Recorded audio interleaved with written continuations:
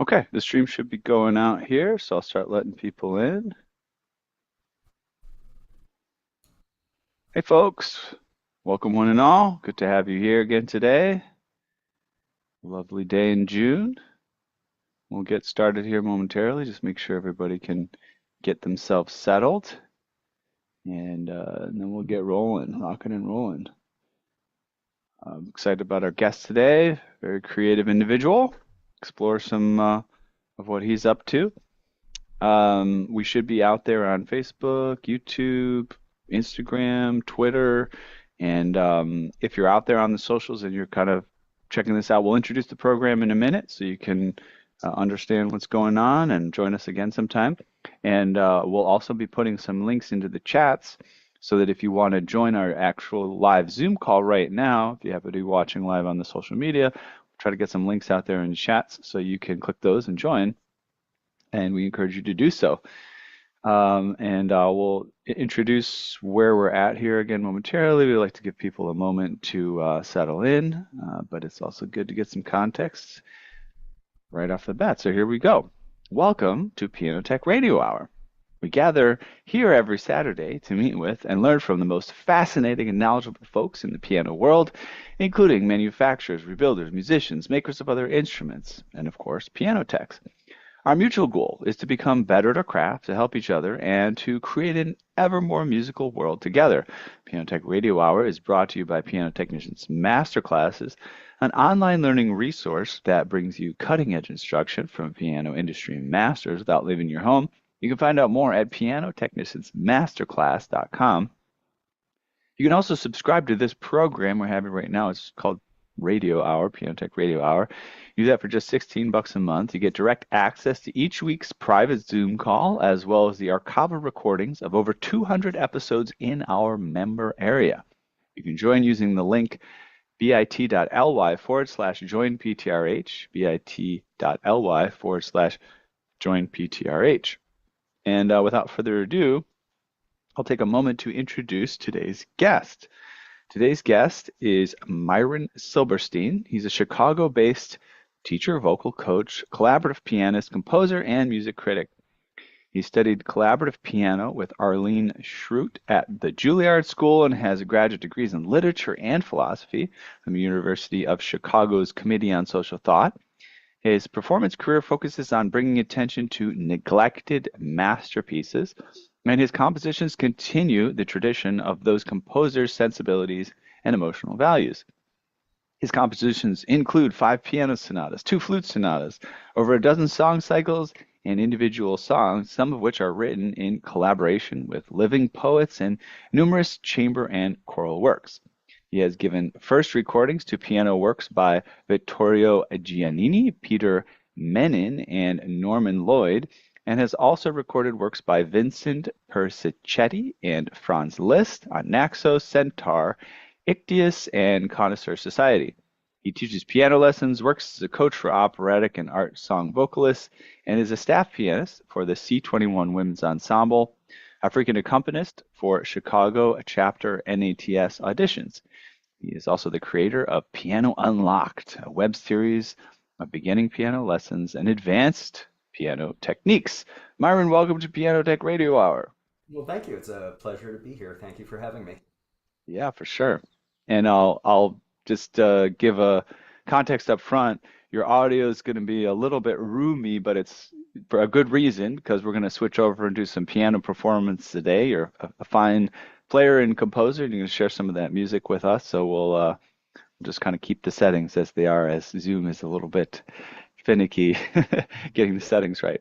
Um, well, it's really great to have you here. I want to give the viewer, the regular viewers, a little context. I'm a little bit out of. I often zoom in from different places. Today, I wanted to say I'm actually in Mountain View, California, near Palo Alto, and we have a friend of the show here. His name is Larry Lobel. He lives about 2 hours north of where I am right now. I got to visit him yesterday and visited the Green Music Center at Sonoma State University, where he tunes pianos there, and also This is exciting, Myron. You've recorded piano, so I don't know if you're aware of this venue, but it's incredible if you ever get a chance. Um, Skywalker Sound. So we Hmm. visited Skywalker Sound yesterday. It's an incredible sound studio where they record orchestras for movies. They've been around for decades, and it's crazy. It's in the middle of nowhere. It's like in the middle of the mountains, in the middle of nowhere. But they've set it up like it's almost like you went to like a resort or something. They've got like restaurants and coffee bar, and I mean, it's a cool Very cool. place. A lot of cool magic goes on, and the piano there. Do you know Frederick Chu, Myron? Are you familiar with Oh, Frederick Chu? sure. Yeah, yeah, yeah. So I, I, I feel like maybe I've reviewed some of his recordings. Certainly, I've heard some of his recordings, and they're excellent. could be. So I didn't know this. So we've had Frederick on the program a couple of times. He's a really great guy, really friendly with us. And I just learned yesterday that he helped pick out one of the pianos that they have over there at Skywalker Sound. And he's also recorded several works at Skywalker Sound. So keep an eye out for that venue for recordings, Myers. It's an interesting place. They have the opportunity to do like top level sound production. Um, but yeah, we'll talk about that later. Myron, let's just get a little bit of foundation. What's your origin story in terms of a musician? Were you playing at an early age? Were you a late bloomer? Did you have a musical family? How did this all come about that you have a musical career? Sure. I do come from a musical family. My grandmother was really an excellent pianist and someone who did not play professionally but played beautifully all of her life. And my parents had a baby grand piano that was originally my mother's grandmother's. So when my grandmother would come over to visit, she would go to the piano and she would play a mix of Chopin and Rachmaninoff and songs out of the Sesame Street songbook, which of course appealed to me tremendously. And I do remember there being some point or other where I felt like I wanted to imitate her and couldn't. Um, I also know that my father had various songbooks that had lead sheets, the melody line and the chords, and these were songs that we'd listened to on the record player, and I was just so frustrated that there were dots on the page and I knew what the tune was and I couldn't get the piano to produce that tune. So there was an urge from very early on. Um, and the family legend is that my father, who is musically knowledgeable as well, um, wrote out all of the scales and all of the key signatures on staff paper for me, and that this suddenly made everything comprehensible to me. And this seems to be uh, strange because that's not really the way it should work. I mean, certainly that's not the first thing I do when I'm teaching a brand new student.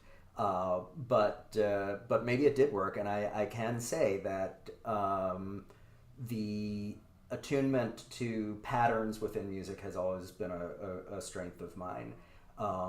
And that means analysis of music that I'm studying and creation of my own music, being aware how things are put together, how composers are using their material and developing their material is something that has always been very natural to me. Um, when I was about 6 or 7, I had my first actual piano lessons with a very nice local teacher who, after a couple of years, sent me on to her own teacher, who I stayed with through the bulk of elementary school and junior high school and into high school. And at the point that I was 14 or so, she had a connection to someone in New York City who was not a piano teacher but a piano pedagogue, and that was my next teacher. So I had the foundations. I was a good sight reader. I didn't know a thing about how to practice effectively. I was 14 and saying I wanted to be a pianist, and had you know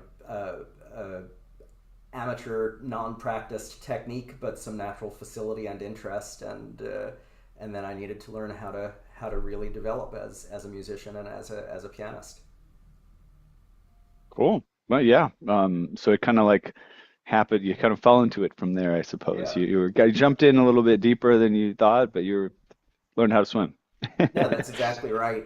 Um, I made a lot of progress in those first couple of years after going to the pedagogue, who his introduction of himself to me was cranky. You know, he said something along the lines of, "I hear that you want to be a pianist and that you don't practice very much. I'm giving you a summer. By the end of the summer, you'll be practicing 4 hours a day, and you'll be doing it in the way that I teach you, or you can go back to your teacher in the suburbs." And I didn't actually know for sure that that was what I wanted to do, but I also didn't want to burn bridges. So, you know, what's the worst that can happen for trying it for 3 months? And in fact, what happened for trying it 3 months is I became a whole lot better. Tell me the difference, because I haven't, I mean, I'm familiar with the word pedagogue and I'm familiar with pedagogy and teacher, but I don't know that I'm familiar with okay, a distinction or difference. So tell me just, you had mentioned this, this person was a teacher, this person was a pedagogue. What do you see as the difference, or what did you learn as the difference between those two roles?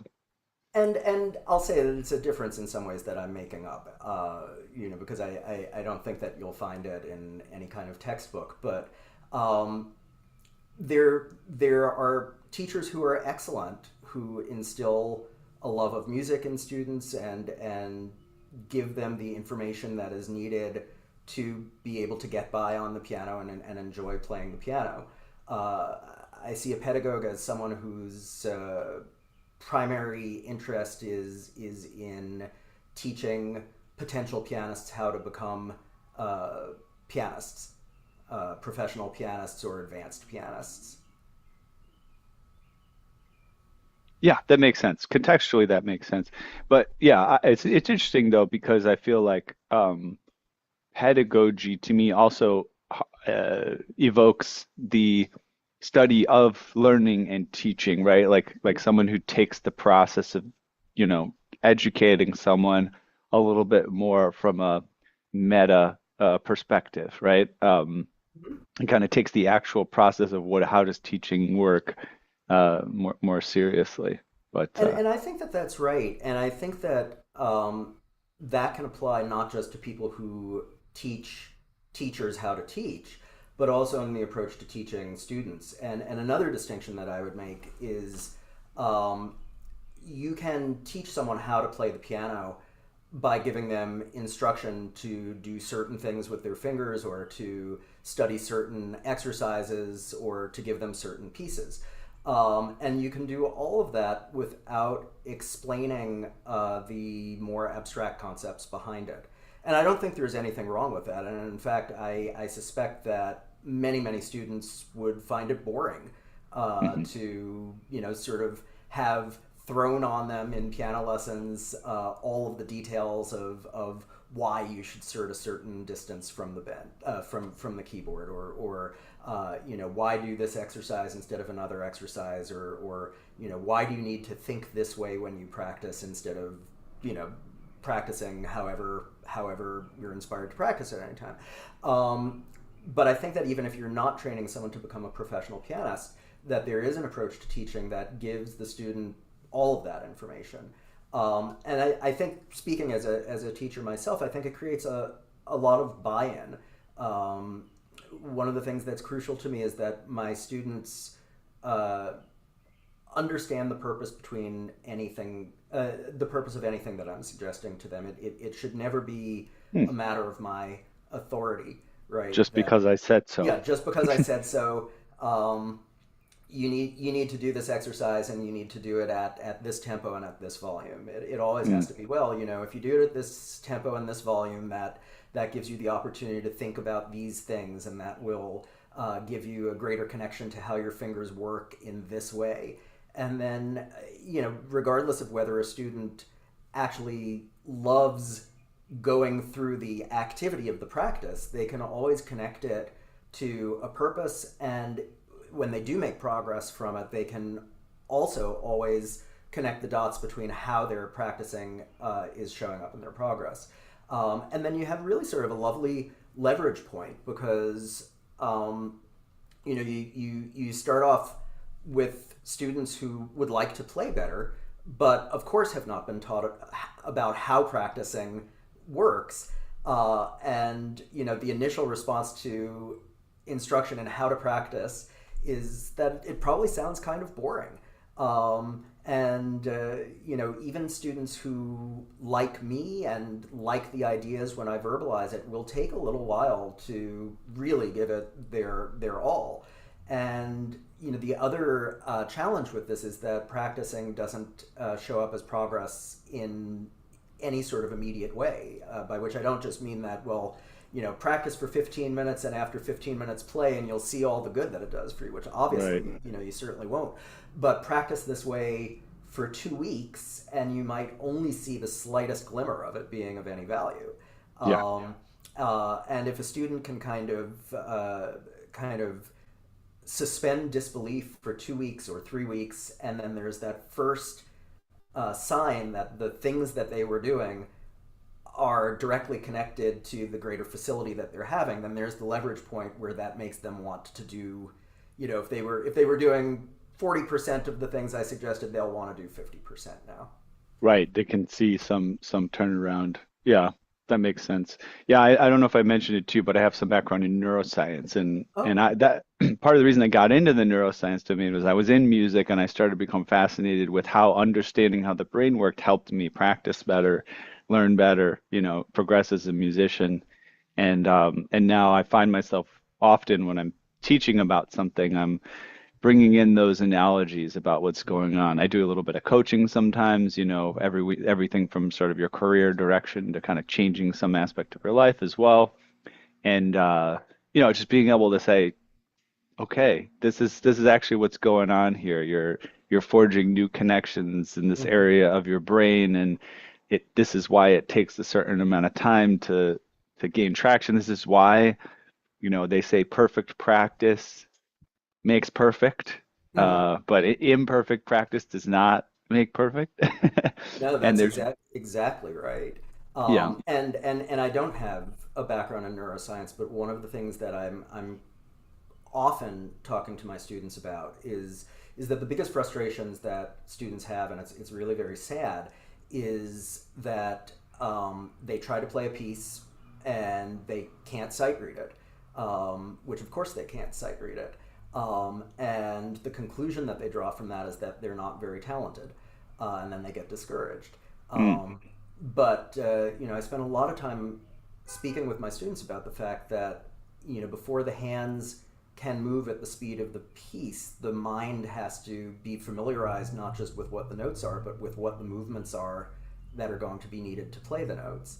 And that the very slow, meticulous practice that again sounds so boring is the laboratory where we're not just studying notes, but we're teaching our hands and our arms to move very specific distances. The distance from C to the C, the octave up, is an absolutely specific distance, and it's a different distance than C to the C sharp, an octave up. And to get the hand comfortable with the idea that this is exactly how far it needs to move takes some exercise and takes some very slow preparation. That when you're trying to keep up with the music that's going actually faster than you can even read it, there's just no space to do that kind of muscular training. mm. I want to have you play very soon so that we Sure. get some context there and just kind of get that side of things. We've been doing a lot of intellectualizing and Mm-hmm. verbalization, but just one more comment on what you're saying. I forget where I've heard it like recently, many different directions. I don't know if you've heard this particular phrase, but it's a variation on some of the stuff we're talking about.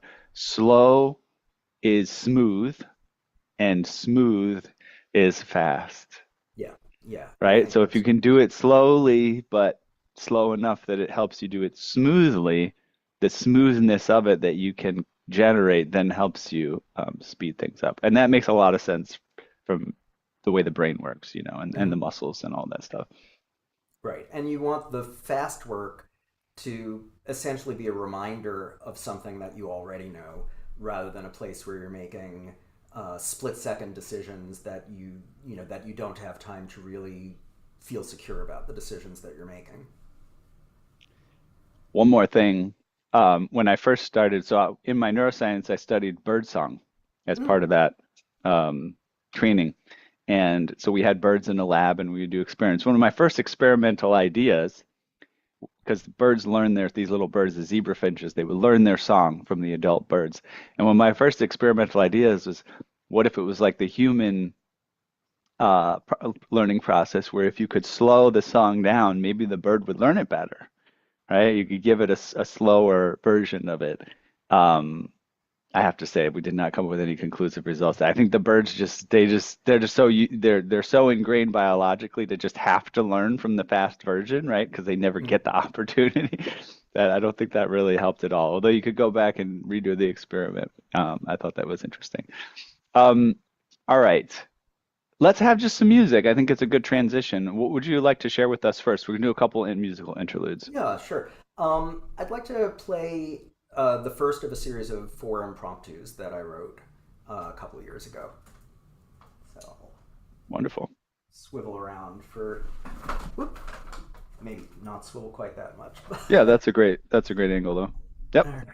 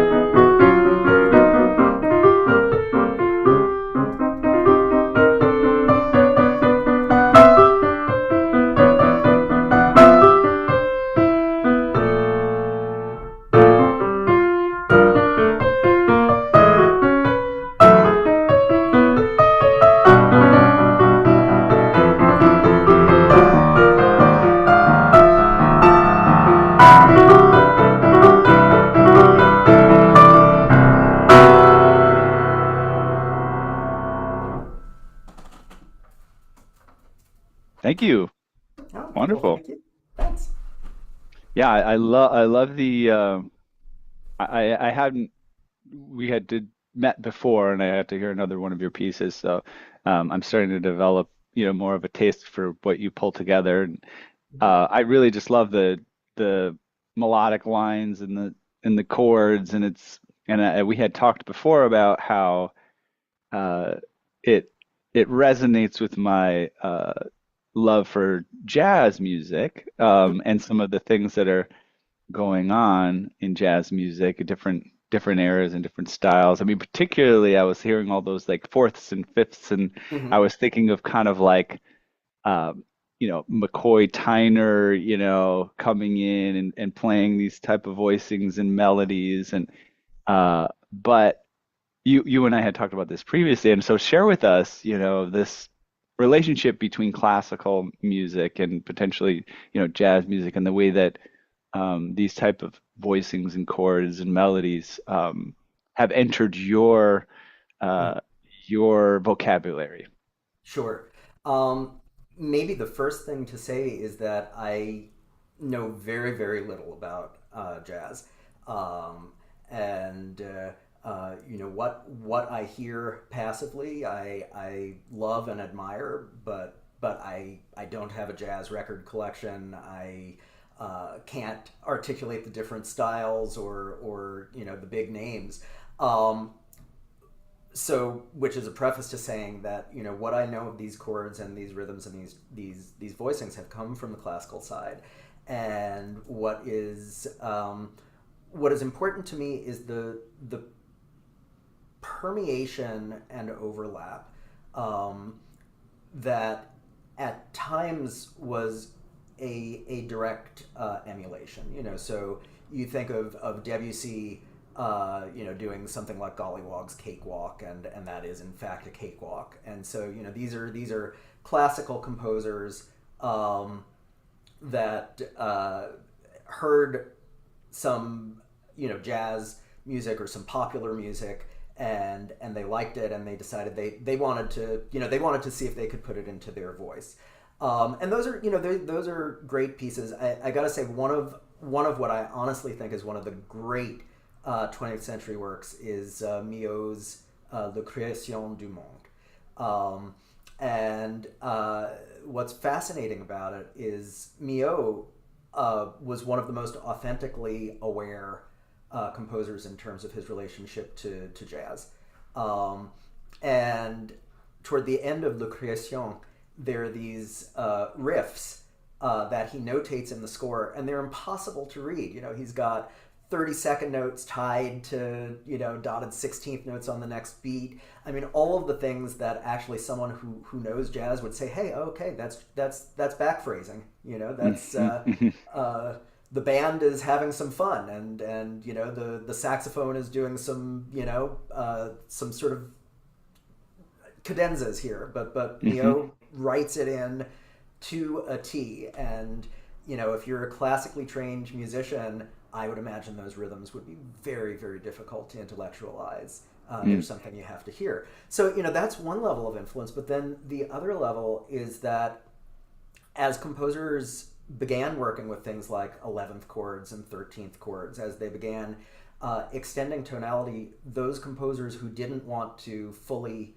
break tonality and go into serialism or spectralism or so on, wound up writing things that, with these extended chords and their allegiance to tonality, are hard to distinguish from jazz. Hmm. And one of the great ones, aside from people like Poulenc, whose harmonies sound so much, you ought to be in a nightclub with a few packs of cigarettes, smoking all 60 of them at once. But Paul Creston, whose works I recorded for my last CD, was also not a jazz performer, not a jazz composer, but was so interested in rhythm, which he had felt was generally neglected in the sphere of composition, that he developed a whole theory of how rhythms can overlap between the hands. One hand can be in one meter, another hand can be in the other meter. Of how accents work to create the illusion of different meters and so on. And he also was enamored of Debussy and Ravel and did all of the dominant ninth chords and so on. So he's got these kind of extended tonality harmonies plus extended rhythmic ideas, and a lot of it winds up sounding like, wow, maybe he was a jazz composer, and actually some of his students became jazz composers. Mm. Fascinating. I'm loving this. Um, are you familiar with Jacob Collier at all? Is that somebody that I'm you not, know no. of, or oh, okay. You might be intrigued. He's a younger guy that is gaining quite a bit of popularity, and he was discovered by Quincy Jones, famous record producer who produced, Michael Jackson and all Right. these great artists. Um, but he was just making some YouTube videos and creating his own music. He does some vocal things too. I know you do some vocal music as well. But his sort of theory chops are just insane. He's just got always using these like crazy theoretical concepts in his music, um, and there's some classical influence, jazz. It all just sort of comes together in one thing. So it's interesting to hear him talk about. music and composition and things like that. And often it can resonate with, both people coming from the classical domain and the popular or jazz direction. Mhm. Um, well, that's wonderful. I'm learning a lot, and would love to feel like it'd just be great to kind of just sit down with you and listen to some records sometime, Oh, sure. Yeah, yeah. Anytime. We learn a ton. Um, all right. I mean, there's a lot that we could talk about. I guess the concept of vocals and vocalists just came into the conversation. So I wouldn't mind just touching upon that so we have a little bit of context. So tell us a little bit about your experience with and interest in working with vocalists or doing things in the vocal domain. Hmm. Um, I had been the accompanist for my high school choir, and also in my school there was such a tremendously strong music program. And in New York, one of the things that students have the opportunity to do is to audition for what's called NISMA, the New York State Schools Music Association. So it's the East Coast version of what we have here in Chicago as solo and ensemble.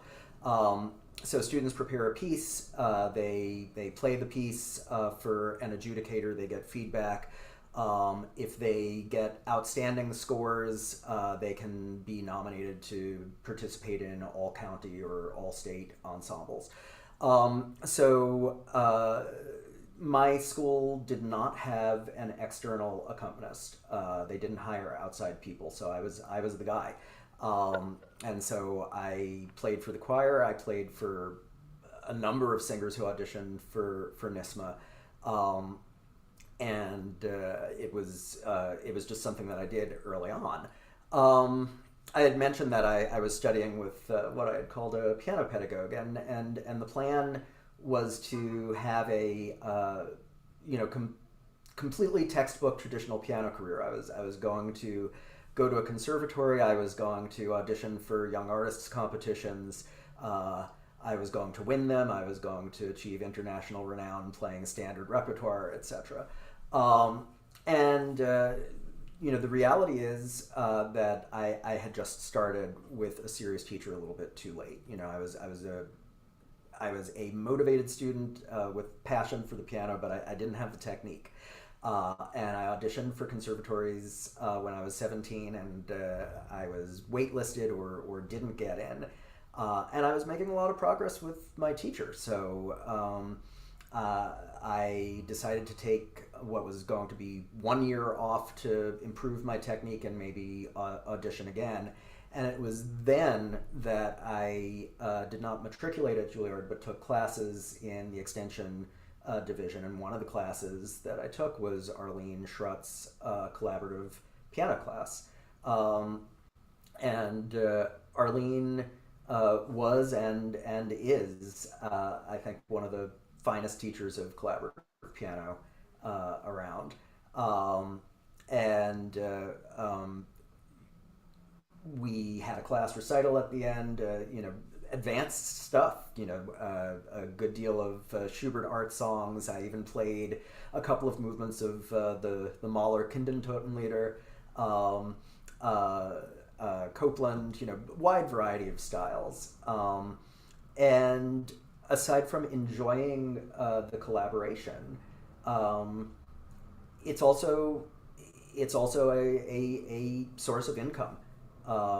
Being able as a pianist to provide support for singers and instrumentalists, especially if you're also able to give them coaching, is honestly a secure way to have an income. Hmm. Um, so I got involved with that, and um, it's been central to my professional work really for the duration. Um, That's when interesting. I Our last guest, Miguel de la Serna, Serna, I think it's Serna or Sena, I forget, but he's also a Chicago pianist, but on on the jazz side. Mhm. And he uh, a lot of his career, he said he developed into kind of the accompanist for vocalists. There's accompanists in many domains as well beyond vocalists, but it's a specialized skill too to be able to, you know, take that role, be so supportive, know how to do it with grace and style, um, and not a lot of people necessarily maybe they're gravitating towards the spotlight too. So, Hmm. it's not as attractive to kind of be in that role, but it's so essential. And like you said, makes the money. Right. Well, and I think that as any financial planner will tell you, it's wise to diversify. Um, so I never I never scheduled the level of teaching where I wasn't able to practice. So working on solo repertoire has never fallen by the wayside. But to set my sights solely on being a solo pianist as my as my only source of income, and with the idea of it being a self-sustaining career, in a world that is glutted by solo pianists playing standard repertoire, with an ever diminishing audience pool, it was just not a viable proposition. And so, between teaching and vocal coaching and playing in churches, and playing various sorts of gigs, that's a way that you can have a sustaining life as a pianist. The trick is you have to actually like all of it, and I will say that if you're gritting your teeth at every minute and hating your clients and so on, then it's not good for you. It's not good for the clients. It's ultimately not going to be good for business. Yeah, yeah. You gotta get it. You gotta have kind of have a certain joy from it. I want to hear some more music, and I know we Sure. wanted to fit in like three things, so I feel like Yeah. let's just switch topics again into the language of music for a moment. What else would you like to share with us today? Um, I'd like to play the second movement, the slow movement from my fourth piano sonata. Wonderful. Let's have it. It's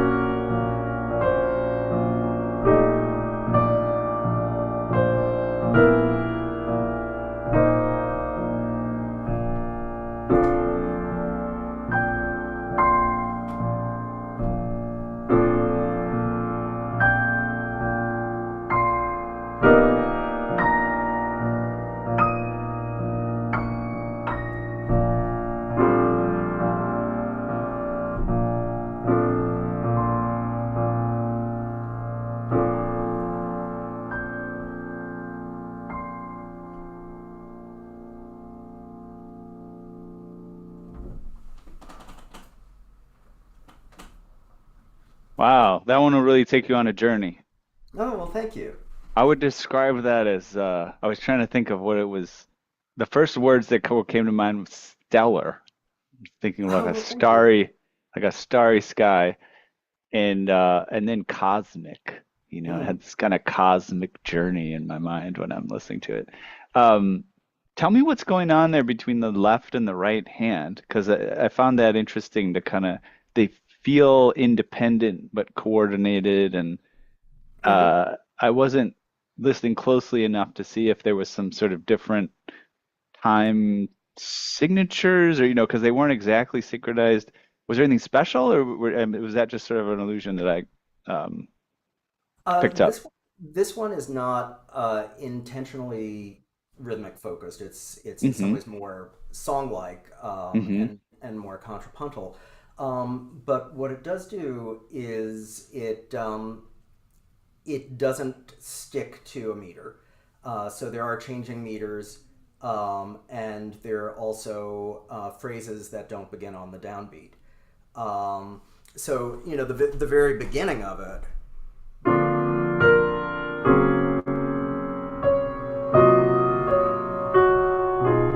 even though it's simply melody over chords, it starts on beat two. But then the next measure is beat is a three beat measure starting on beat one, and Mm-hmm. what ties it together is melodic fragments. Um, the entire sonata, all three movements of it, very strongly involves a fourth going up plus a second going down. Mm. And you can keep on doing that, which is the first four notes of the melody. But you can also do things like in the first movement, or things like.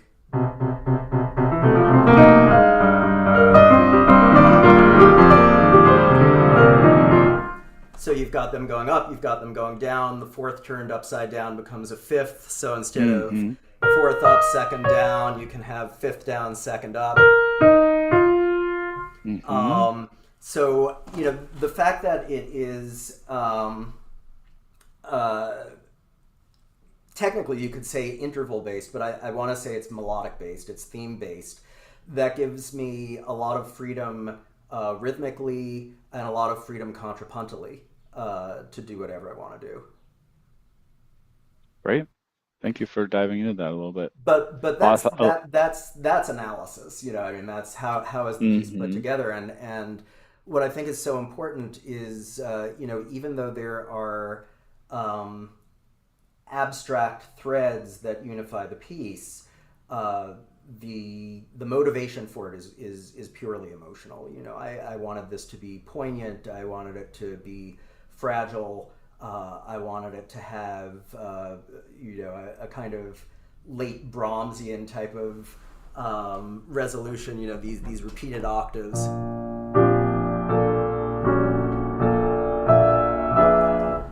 And those are the kinds of things Mm-hmm. that Brahms does, in the third violin sonata or the four serious songs. And what I think is really exciting about being a composer is the input that we have from our experience of listening to other composers gives us a musical vocabulary, but it also gives us an emotional vocabulary. And so to recognize that Brahms has pedal tone octaves that kind of toll away in this very sort of profound reflective way, then the obligation becomes, if that's a feeling that I'm having and I connect it to that, then the rest of the material has to it always has to represent me. You can't cut and paste out of Brahms. Mm-hmm. Well, they say great, what is it? Good artists copy, great artists steal.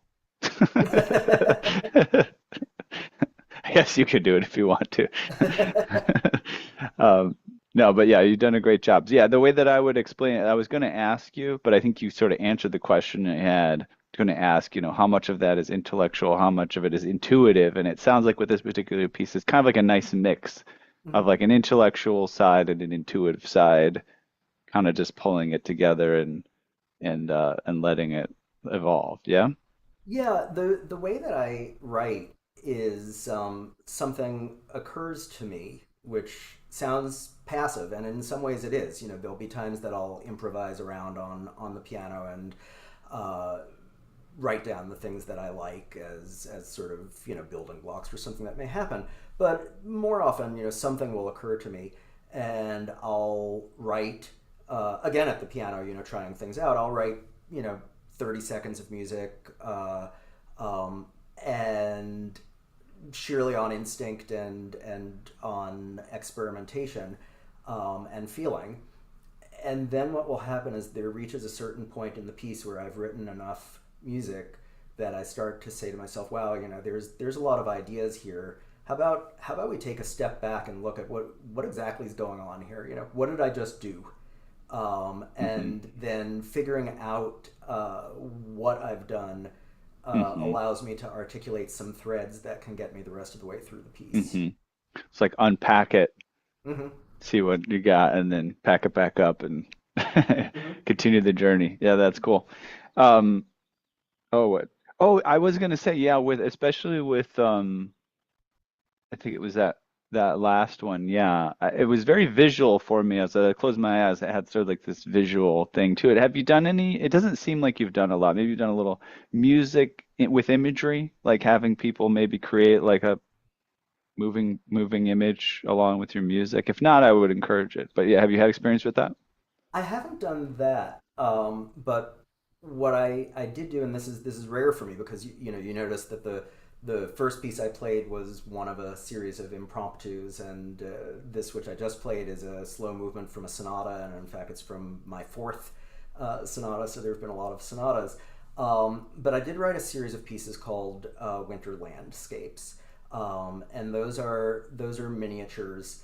And I actually wrote them a couple of springs ago. It was April through late May that I wrote these pieces. Um, but I had very clear ideas of visuals in my mind. Hmm. Um, I'll also say my wife is a very good painter, Hmm. and she has painted uh, canvases that are inspired by or representative of music that I've written, Oh, and perfect. Yeah, that would be we've great. talked about the idea of her uh, initiating a canvas and me trying to write music to represent the canvas. So that's Yeah. and I'm certainly Well, what someone if you who's could, yeah. around visual art a lot. Yeah. What if you could go to like a gallery, right? You go to a Mhm. gallery, whatever you call it. It's like a gallery event, exhibition, whatever.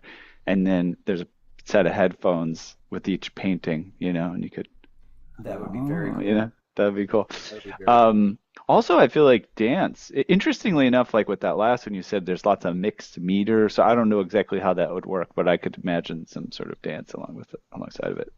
Um, well, there's a lot to unpack, so I doubt that we'll get to show every little nook and cranny of the things that you're up to. But just as a hint of that, I want to talk about Sanskrit. There's Mhm. like coming out of left field here. Mhm. Tell us about your involvement with Sanskrit and Indian culture and how that came about and how it plays a role in your creative life. Sure. Um, I began taking Sanskrit in college, and the reason for this is because there were certain courses that my college only offered every 2 years, uh, anticipated low enrollment. And as I'm sure you could imagine, first semester Sanskrit does not get a wide class size. It's not a big draw, particularly when it's at 9 in the morning. Um, Hmm.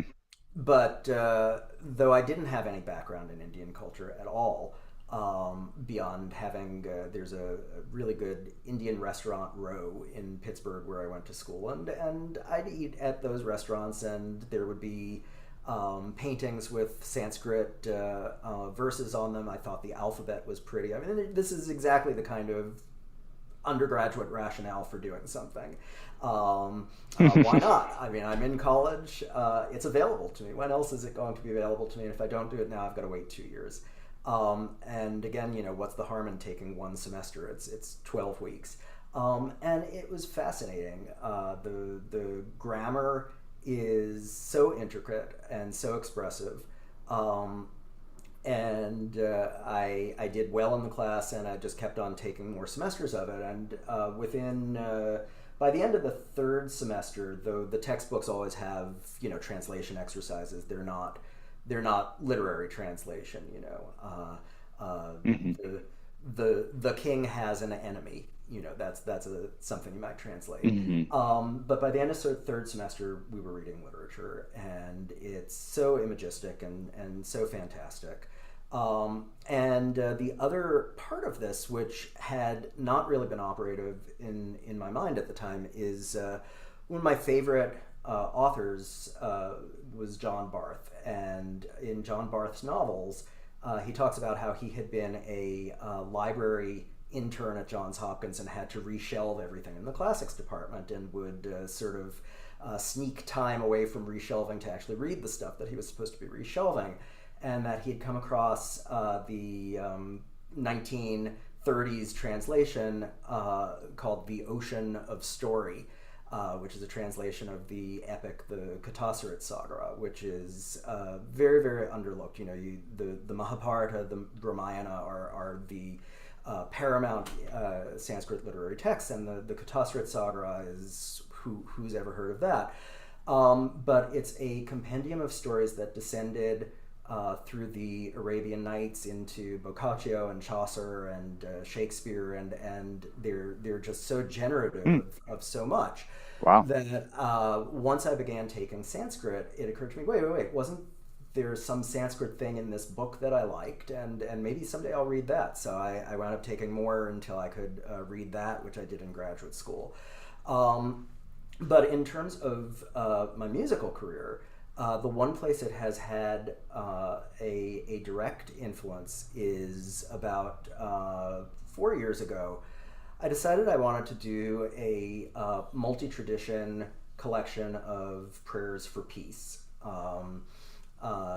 This was during the time that the pandemic had begun, and there was considerable despair all over the world, and considerable unrest as well. And the first thing that I set was the Oseh Shalom, which is the Jewish prayer for peace, which is very familiar to me.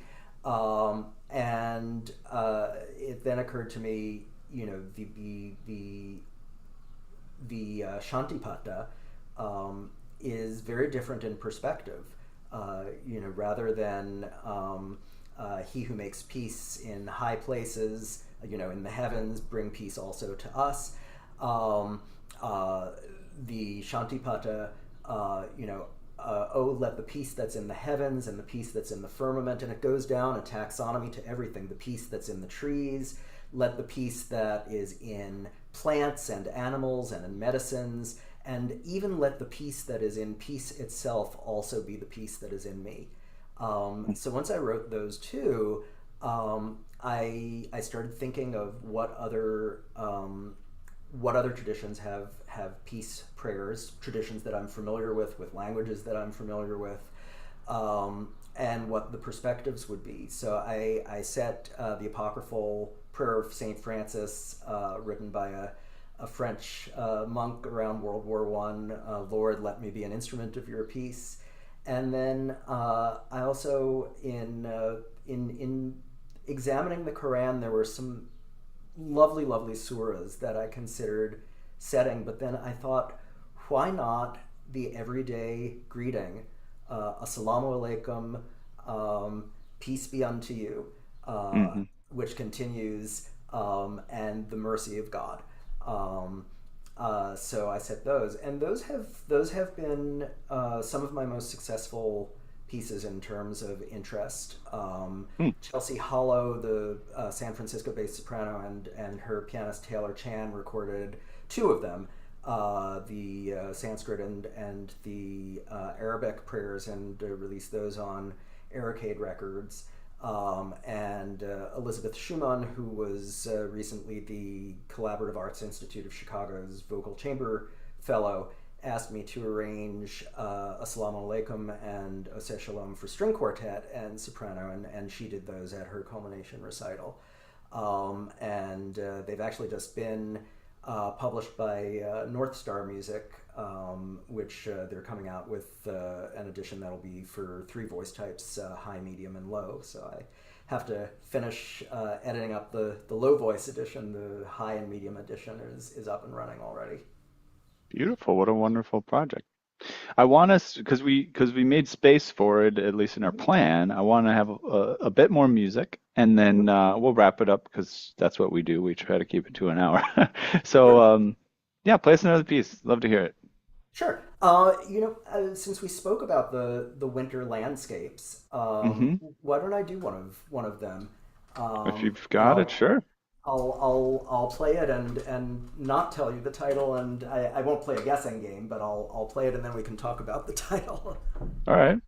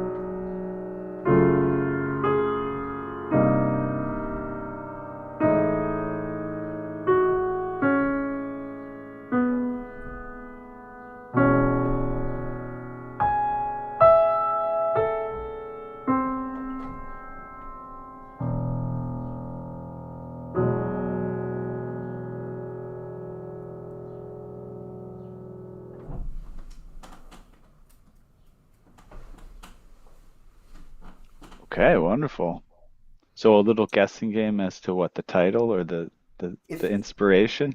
if you'd like, if I mean, something it's immediately occurs to you. it's hard because you said winter landscape, so then I'm just thinking of winter landscape. So the first thing that comes to mind is like snowy forest or something like that. Well, But I mean, the title for it is Sunlight on Snow.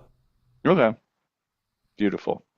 Yeah, I But like I that. also have in that series I have Bare Trees and Afternoon Shadows, which is a kind of menacing piece, and the finale to it is the Frozen Lake.